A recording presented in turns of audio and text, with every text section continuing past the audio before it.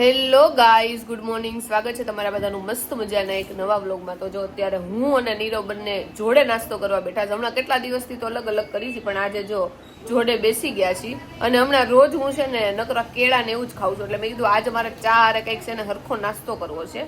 એટલે જોઈએ હવે ડબ્બામાં જે પડ્યું હોય એ નાસ્તો કરી. નીરવનું તો ફિક્સ છે ખાખરા અને ચા ખાય, અને આપણે જોઈએ આમાં ટોસ્ટ પડ્યા છે અને એવી બધી ફાફડી ને એવી વસ્તુ છે, તેમાંથી આપણે કંઈક એકાદી વસ્તુ નાસ્તો કરશું. તો જો કાલે આપણે રવાની ઈડલી કરી હતી ને થોડીક વધી હતી, તો જો અત્યારે વઘારેલી છે. તો આપણે ચાખશું કે રવાની ઈડલી કેવીક લાગે છે. નીરવ, કેવીક લાગી હતી કાલ રાતે ઈડલી? એક નંબર ખાખરા છે. ખાખરા એક નંબર છે. ઈડલી કાલ હારી. ઈડલી કાલ હારી હતી ને અત્યારે જો નીરવને આ ખાખરા બહુ ભાવે છે, તો કાંઈ વાંધો નહીં ખા. એટલે જ જો અમે અટતાય નથી, એટલે નીરવને થોડાક દિવસ હાલે ને. હમણાં ઘણા સમયથી માથામાં છે ને તેલ નાખવું હતું, પણ નાયા પહેલા યાદ જ નહોતો હતો, અને નાઈન પછી નાખવાથી ફાયદો નહીં. આજે મમ્મીને યાદ આવી ગયું, ગામી લાઈન નાખી દો, થોડું ખારું લાગે. તો આજે જો ભાઈ તેલનો પ્રોગ્રામ છે, મસ્ત તેલ નાખે પછી માથું બધું ધોઈ નાખે હે ને.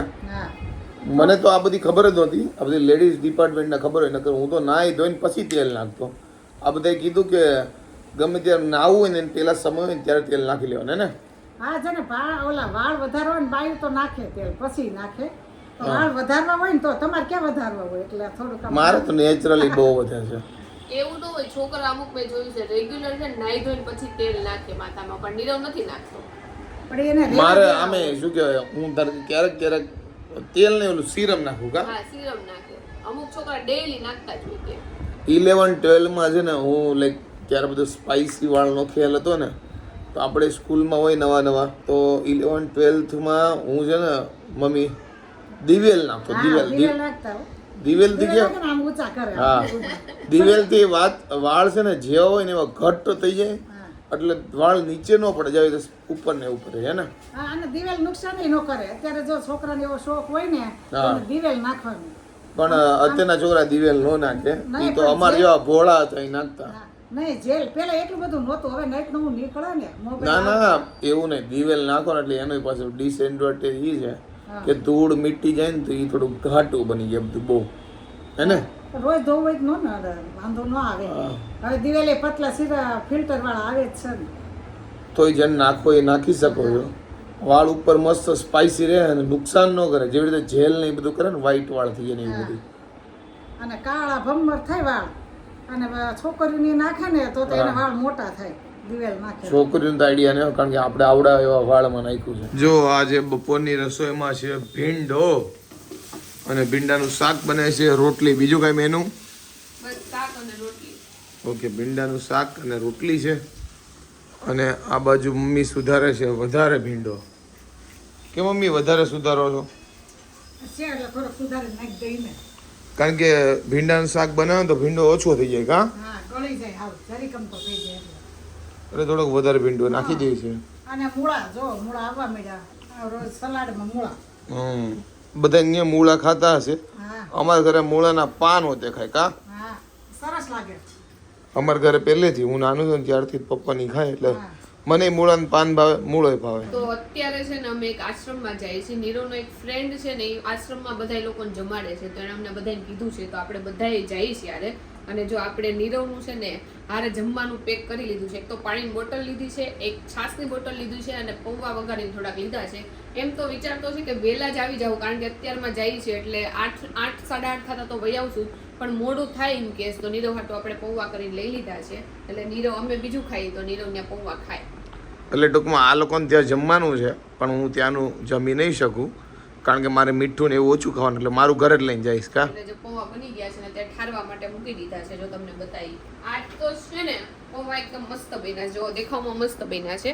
આની અંદર એક મરચું નાખ્યું છે અને કાંદા નાખ્યા છે. બીજી કઈ વસ્તુ નથી નાખી, કારણ કે બટેકાને બધું ઓછું ખાવાનું છે, પણ તોય જો દેખાવમાં તો સારા લાગે છે. જો આશ્રમમાં જવા માટે નીકળ્યા છે ને જો જીકો છે, પાયલ છે, કિંજલ છે, પાછળ બેઠા છે, અમે આગળ બેઠા છીએ અને જોઈ છે, કારણ કે અલગ અલગ ગામથી ગાડી જાય છે. એટલે અહીંયા રેલવેનું છે આગળ, ફાટક બંધ હતો, હવે ખુલ્લો. તો જો આપણે અહીંયા આશ્રમમાં આવી ગયા છીએ, અને અહીંયા છે ને બધા લોકો રહે છે અહીંયાથી છેક આમ સુધી. તો અમે અંદર જઈ આવ્યા છીએ. બધા આપણને જય શ્રી કૃષ્ણ અને જય ગોપાલને બધા અલગ અલગ નામથી બોલાવે. જો કેટલું મસ્ત છે, બહુ મોટું. અહીંયા જો મંદિર હોતન છે, પછી અહીંયા ગાર્ડન જેવું છે, આ બાજુ તે જમવાનું કે એવું કંઈક અલગ છે. આમ જો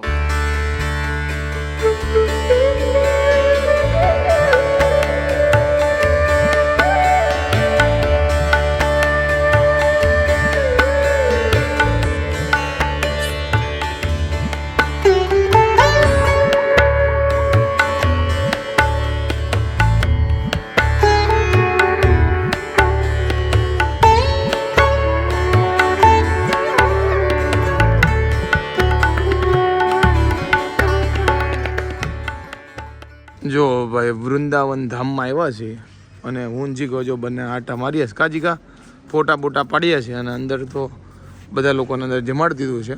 હવે જે લોકો તે સાથે આવે એ લોકોને જમવાનું છે. મારું તો જો કે ઘરેથી ટિફિન છે અને જો અહીંયા મસ્ત મંદિર છે, આ બાજુ જમવાનું ને એ બધું છે અને રહેવાનું હોતે છે અને આ બાજુ ગેટ છે અને આ બાજુ ઘણું છે પણ આ બાજુ ખાલી જ ખબર નહીં કેમ. જો અત્યારે અમે આવ્યા છીએ ઇન્ડસ્ટ્રીયલ એરિયામાં કારણ કે અહીંયા ફ્રેન્ડની છે ઓફિસ અહીંયા, તો જો અહીંયા આટો મારવા માટે આવ્યો હતા હું ને વિશાલ બે. હવે પાછા ઘરે જઈએ છે. જો કે જો બધું અહીંયા ઇન્ડસ્ટ્રીયલ કામ હાલે છે એટલે બધું તમને ઈ જ જોવા મળશે. તો આજે નાસ્તામાં જો આપણે તે છે ને ખાખરા લીધા છે, નીરવે ખાખરા લીધા છે અને મમ્મી જો કોથમીર સુધારે છે. અને આજે મમ્મી તમને ચશ્મા વગર એટલે જોવા મળે છે કારણ કે આજે મમ્મીના ચશ્મા તૂટી ગયા છે. કઈ રીતે તૂટ્યા મમ્મી? ખબર નહીં, હવે આમ જોયું ને ત્યારે લાગે છે મહિનો થઈ ગયો ને એટલે હવે રજા. ચશ્મા એમ કહેતા હશે કે આ બેન છે ને ચશ્મા કાઢશે ને એના કરતા હું તૂટી જાઉં. હા એ એવા જ હોય ને ટેમ્પર તો એક મહિનો આયલા એટલે સારું કહેવાય. હા પણ આ ચશ્મા પહેરીને મૂતું હો પવનના હિસાબે, પછી એનો નથી વાક. પણ કઈ ને આમ ઓલમોસ્ટ મહિનો થઈ જ ગયો છે ને એટલે હવે વાંધો નહીં. હવે વાંધો. તો આજે બપોરે જમવામાં છે ચોળીનું શાક, રોટલી, દાળ ભાત અને મમરા વગેરે છે કારણ કે નીરવને છે ને દાળ ભાત હોય ને તો ઉપર મમરા વેરીને ખાવાની મજા આવે.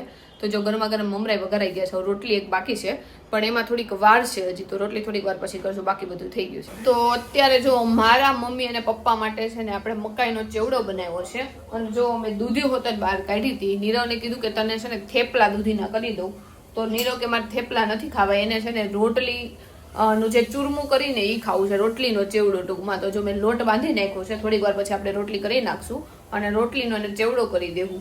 તો નીરવ હાટું ઈ છે ને આપણા હાટું જો આપણે વધારે ચેવડો કર્યો છે કારણ કે ઓલી વખતે છે ને અમે ચેવડો કર્યો હતો ને તો ડોડા તો બહુ વધારે પડતા હતા પણ તોય તે ચેવડો હાવ જરીક એવો થઈ ગયો. આ વખતે અમે જેટલા હતા ને 1.5 કિલો ડોડા હતા ને બધાય કરી નાખ્યા છે કે જો એ વધશે ને તો કાલ બપોર ખાઈ જવું, બાકી ઘટવું ન જોઈએ કારણ કે આજ તો 3 જણાને ખાવાના છે. જો આજે ડિનરમાં છે રોટલીનો ચેવડો મારા માટે અને ચા છે અને બધાને છે જો ડોડાનો ચેવડો અને સેવ નાખવે ને સેવ, છાશ સાથે પીવે તો છાશ અને બાકીનું ફરસાણ. અને નીરવ ને તે મકાઈનો ચેવડો ખવાય પણ એને પહેલેથી ભાવતો જ નથી, ઓછો ખાય નીરવ.